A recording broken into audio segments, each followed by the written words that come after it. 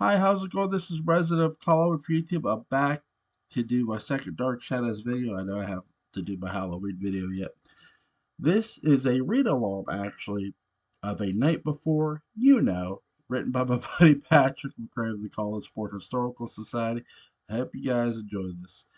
A night before you know, 'twas the night before Christmas, when through the old house no one living was stirring, not even Willie, that louse. The secret door by the chimney hung open, who cares? Not even Buzz Hackett would return to call them all squares. The mortals slept fitless in their columnwood beds, while dark dreams of chroma key danced in their heads. It was a melancholy evening, her absence to blame. Without Angelique's laughter, the season was tame. When out by the tower there arose such a din, had a tipsy Dr. Hoffman finally pulled in. Up toward the window I jumped like a cat, and out through the window I flew as a bat. The moon glittered like diamonds on the rocks on the shore, as Widow's Hill invite I chose to ignore.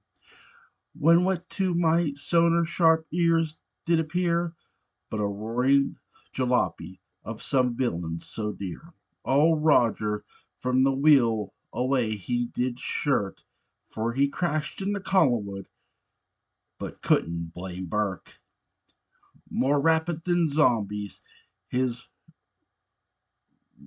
retinue disembarked, and he fumed and shouted to recall where they part. Now Adam, now Bruno, now Kitten, you vixen, I blame our crash on the new speed limit because I still voted for Nixon.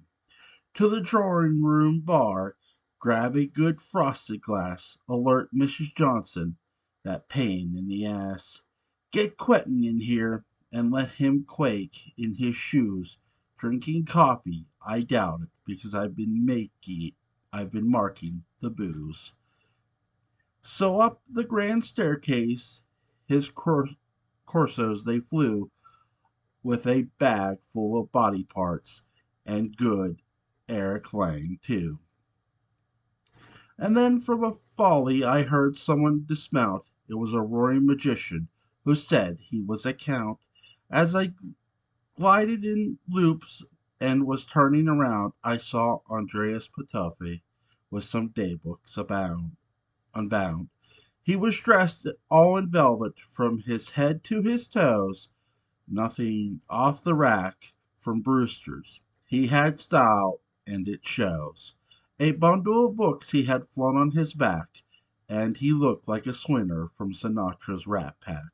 His eyes behind glasses, how they glittered and gleamed, and Aristide beside him plotted and schemed. His words were excited and jolly and merry, quite the opposite of the driver from that bore, Wendell Berry. His assistant was hoping for a good puppet show, but Angelique was absent, and that filled him with woe.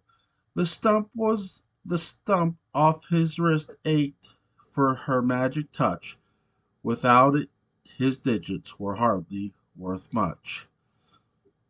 But his bored face still grinned at her memory dear, and he approached the house without her with a distant lack of fear. He knew it was Christmas and would go with no hitch. If there's a return you can count on, it's that of a witch.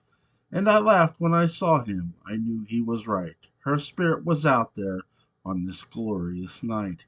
He called not for line, but drew a star in the floor and commenced a dark working to bring her to our door.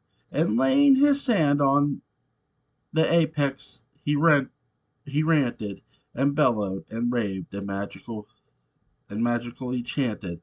He uttered dark incantations first heard cross the pond, and then laughed when he presented me a most bewitching lost blonde. And I heard him exclaim as he left like a streak. You can't call it Christmas without the fair Angelique. Written by Patrick McRae. I hope you guys enjoyed the read along. First of all, Merry Christmas to everybody. It's Christmas, you know. Hope you guys are having a good one. I have one more video to do, but from resident of Collinwood to all the Dark Shadows fans out there, hope you guys have a Merry Christmas and a very, very happy New Year.